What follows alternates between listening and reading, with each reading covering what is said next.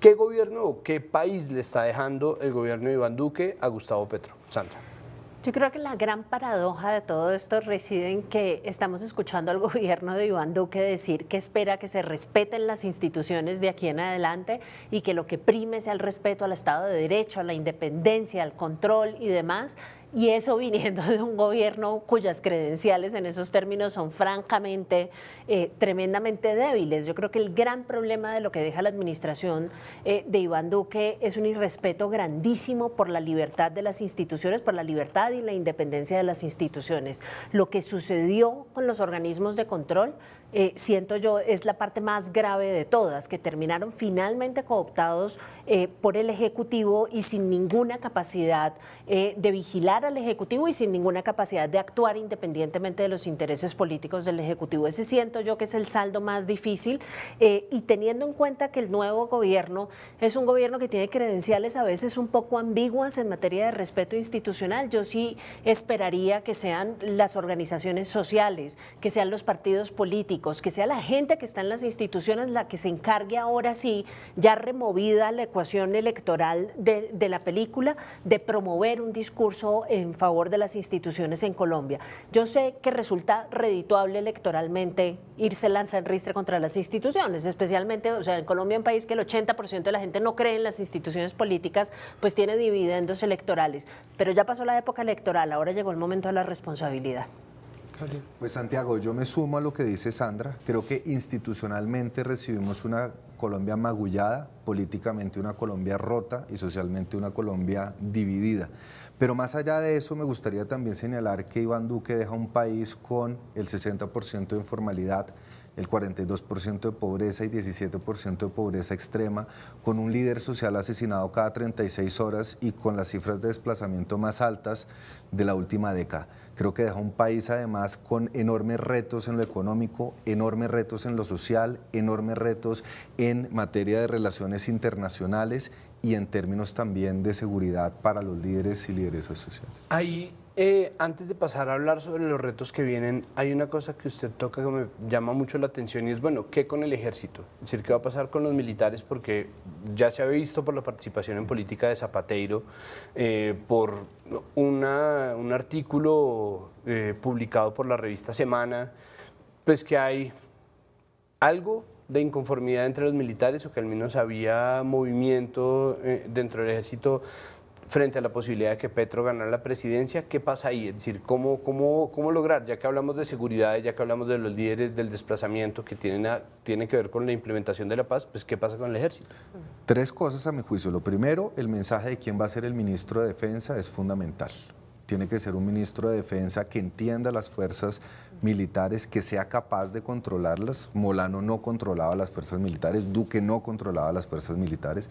Lo segundo es que yo sí creo que tiene que haber un remozón en la cúpula militar, una cúpula militar que esté sintonizada con el proyecto, no con el proyecto político porque no son deliberantes, pero nosotros vimos que, por ejemplo, cuando estaba el presidente Juan Manuel Santos, su cúpula militar aceptó todos los retos que venían con la implementación del proceso de paz.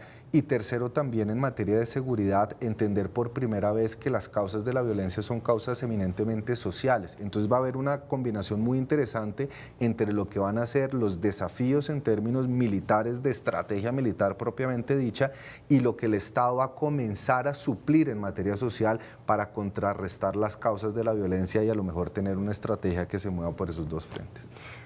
Yo a eso solamente añadiría que parte del problema que hemos experimentado durante estos 4 años y tal vez desde antes ha sido un ejercicio de profunda politización e ideologización de la fuerza pública, obviamente promovida por el uribismo, que buscó todo el tiempo en la fuerza pública una suerte de mascarón de proa para irse lanzan ristre contra el proceso de paz. El resultado es que hoy tenemos una fuerza pública que dista mucho de ser la fuerza pública del pasado, que era muy muy diferente al resto de América Latina, que no era tan politizada, que sabía cuál era su lugar en la democracia, que se había sometido a la autoridad civil como lo habíamos acordado ya desde la Constitución. En fin, digamos, teníamos una fuerza pública que reconocía perfectamente su lugar en el espectro político y en materia de seguridad colombiano. Y hoy lo que tenemos es una fuerza pública muy distinta. ¿Cuál es el gran reto que tiene el próximo gobierno? Que una politización de derecha no se vaya a reemplazar por una politización de izquierda. El reto de este gobierno es volver a la fuerza pública a su lugar natural en la democracia colombiana. Y para eso se va a requerir hacer todo lo que Eduardo está sugiriendo, sin duda alguna, y mucho más. Entre otras cosas, porque el objetivo no es solamente despolitizar la fuerza pública, sino adelantar unos procesos de reforma a los que Petro se comprometió en su campaña, que van a ser dificilísimos. Es que recuerden que Petro quiere reformar o acabar con el SMAT, quiere reformar la policía, quiere una fuerza pública y una fuerza armada que esté en mejores condiciones de lograr objetivos en materia de seguridad y de implementar el acuerdo de paz. Entonces, lo que tenemos en este momento no está siendo funcional con esos objetivos de gobierno que para él son importantísimos. Luego ahí la movida va a estar dura. Y con el riesgo además, Sandra y Santiago, que mientras tanto igual las condiciones de seguridad en los territorios pues no van a dar tregua. Es decir, tenemos bandas criminales, las disidencias, la Cruz Roja Internacional ha señalado que tenemos 5 frentes de conflicto armado activos y más de 18.000 hombres en armas, el problema de las fronteras. Todas estas transformaciones, este cambio de narrativas, las va a tener que hacer sobre la marcha mientras controla la seguridad en los territorios. Se siente como un reto parecido a cuando uno abre el Sanalejo y está lleno de desorden y uno lleva acumulando eso durante años y abre y todo se le viene encima. Y tiene más cosas que meter. Y tiene más cosas. Claro, porque uno no abre el Sanalejo para sacarlo, uno viene para meter más cosas. Pues la pregunta ahí es, y teniendo en cuenta la lista que usted hacía, Gabriel... Yo le acabo de decir, Eduardo. Sí, pero Le di su papá. Es un lapsus. existe perdón. una cosa ahí de... Perdón, Compartimos mil el apellido. Compartimos el apellido. Freud, ayúdame. Me acabo de caer el 20.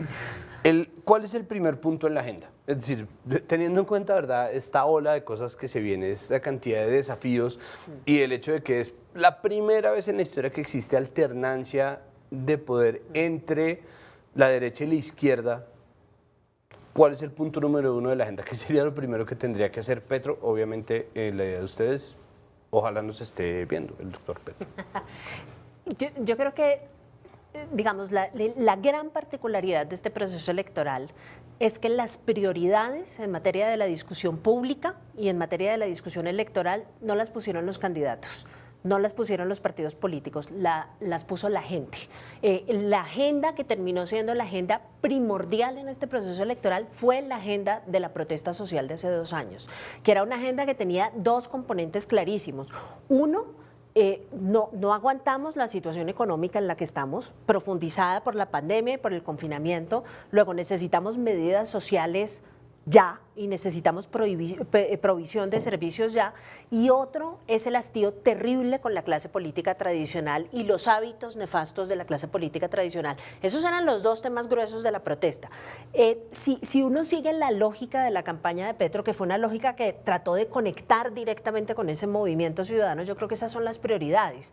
Y eso, ¿qué es lo que quiere decir? Que lo primero y más urgente va a ser la atención a las necesidades sociales que dejó planteadas la pandemia y que están lejos de haberse resuelto. Digamos, el problema es que muchos de nosotros regresamos a la normalidad y creímos que todo volvió a ser como antes y no pasó nada, y resulta que hay gente que no ha podido volver a la normalidad porque todavía no ha podido regresar a la universidad, todavía no ha podido conseguir trabajo y todavía no está en condiciones de proveer a su familia de lo mínimo, de lo fundamental, de los 3 platos al día. Entonces, creo que ese va a ser el lugar de empezar, y ahí va a ser importantísimo tanto lo que plantee en el largo plazo, en el corto plazo, medidas de asistencia, como lo que plantee en el largo plazo para satisfacer, digamos, esa demanda de necesidad de reducir la pobreza y los niveles de desigualdad en Colombia. Esas 2 cosas marchan en la misma dirección a ritmos diferentes, pero creo que ese es el sitio donde va a estar enfocada definitivamente su gestión al comienzo, durante y al final de su mandato.